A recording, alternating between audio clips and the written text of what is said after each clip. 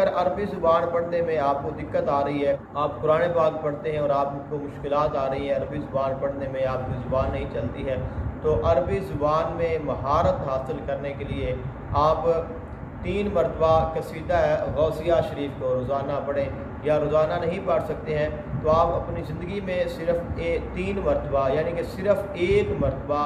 3 مرتبہ قصیدہ غوثیہ شریف کو پڑھ لیں، تو انشاءاللہ اس کے ساتھ آپ کو جو عربی زبان میں مہارت ہے وہ حاصل ہو جائے گی۔ کیونکہ حضور شیخ عبد القادر جیلانی محبوب سبحانی غوث جیلانی رضی اللہ تعالی عنہ آپ عربی نہیں تھے، آپ اجمی تھے، اور آپ کی جو مادری زبان ہے وہ عربی نہیں تھی۔ تو جب آپ کو ولایت نصیب ہوئی، اللہ تعالیٰ نے آپ کو وصیت کا مقام عطا کیا، تو آپ خود ارشاد نہیں فرماتے تھے، وعظ و تبلیغ نہیں فرماتے تھے، تو آقا علیہ السلام کی زیارت ہوئی، فرمایا کہ اے عبد القادر کیا ہو گیا ہے؟ تو عرض کی کہ حضور کہ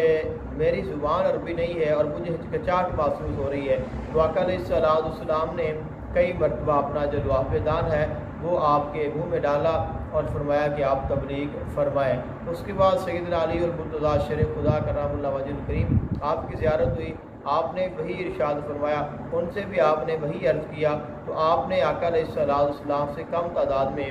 آپ کے منہ مبارک میں لعاب دہن ڈال دیا۔ تو